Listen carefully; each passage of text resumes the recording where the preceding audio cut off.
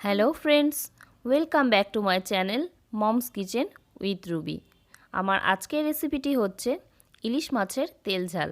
ইলিশ মাছের এই পদটি থাকলে গরম ভাতের সাথে আর কিছুই লাগবে না। কোনো ঝামেলা ছাড়াই ঘরে থাকা উপকরণ দিয়েই রেসিপিটা খুব সহজে তৈরি হয়ে যাবে।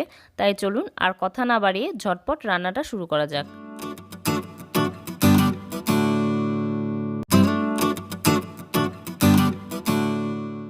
ইলিশ মাছের তেল ঝাল বানাতে আমি এখানে লেজা সমেত 8 পিস ইলিশ মাছ নিয়েছি। মাছটাকে আমি রিং পিস করে নিয়েছি।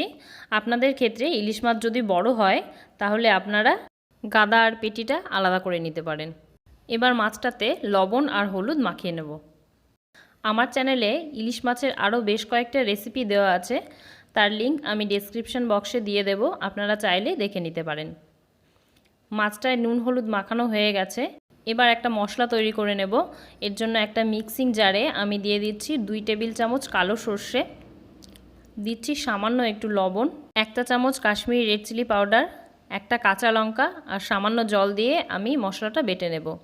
অনেক সময় রান্নায় সর্ষে ব্যবহার করলে রান্নাটা খেতে তেতো লাগে, সেক্ষেত্রে অল্প একটু লবণ আর কাঁচা লঙ্কা দিয়ে সর্ষেটা বাটলে তেতো ভাব কেটে যাবে। রেসিপির নামটাই যেহেতু ইলিশ মাছের তেল ঝাল, তাই আমি কড়াই গরম করে নিয়ে পরিমাণ মতো সর্ষের তেল দিয়ে দিচ্ছি। তেলটা আমি একটু বেশি করেই দিলাম, আপনারা আপনাদের প্রয়োজন মতো তেল দিয়ে নেবেন। এবার মাছগুলোকে আমি একে একে এর মধ্যে ছেড়ে দিচ্ছি। মাছগুলোকে আমি হালকা করে ভেজে নেব। ইলিশ মাছ এমনিতেই খুবই নরম হয়, বেশিরভাগ রেসিপিতেই ইলিশ মাছ কাঁচাই রান্না করা হয়ে থাকে, তাই মাছটাকে আমি খুব কড়া করে ভাজছি না, এতে করে মাছের টেস্ট নষ্ট হয়ে যেতে পারে। মিডিয়াম ফ্লেমে মাছটাকে আমি হালকা ভেজে তুলে নিচ্ছি।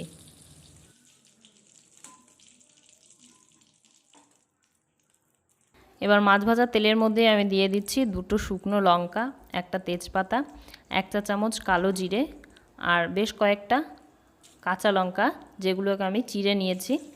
আর পরিমাণ মতো হলুদ গুঁড়ো দিয়ে মশলাগুলোকে খুব ভালো করে ভেজে নেব।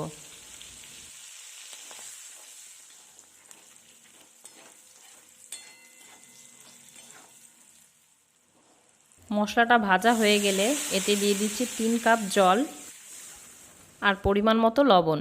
যেহেতু সর্ষে বাটার সময় একবার লবণ দিয়েছিলাম, তাই লবণটা একটু কম করেই দিলাম। এবার ঝোলটা ফুটে ওঠা অবধি অপেক্ষা করব। দেখুন ঝোলটা ফুটে গেছে। এবার এর মধ্যে আমি সর্ষে বাটাটা দিয়ে দিচ্ছি আর আগে থেকে ভেজে রাখা মাছগুলো এর মধ্যে অ্যাড করে দিচ্ছি। এখানে আমি শুধু কালো সর্ষে দিয়েই রেসিপিটা করেছি। রান্নার আসল স্বাদ বজায় রাখতে আপনারাও চেষ্টা করবেন শুধু কালো সর্ষেই ব্যবহার করতে। এবার একটা মিডিয়াম সাইজের কুচনো টমেটো আমি এর মধ্যে দিয়ে দিলাম। মিডিয়াম ফ্লেমে ঝোলটা গাঢ় হয়ে আসা অবধি রান্না করতে থাকবো। আমার এই রান্নাগুলি ভালো লাগলে অবশ্যই একটা লাইক, কমেন্ট আর পরিবার বন্ধুবান্ধবদের সাথে শেয়ার করে দেবেন।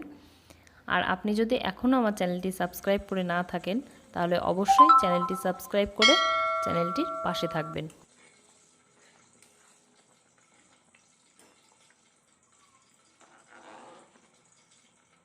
রান্নার মাঝে মাঝে এরকম করে খুন্তি দিয়ে হালকা হাতে মাছগুলোকে একটু উল্টে পাল্টে দিতে হবে, তবে বেশি নাড়াচাড়া করা যাবে না, তাহলে মাছগুলো কিন্তু ভেঙে যেতে পারে।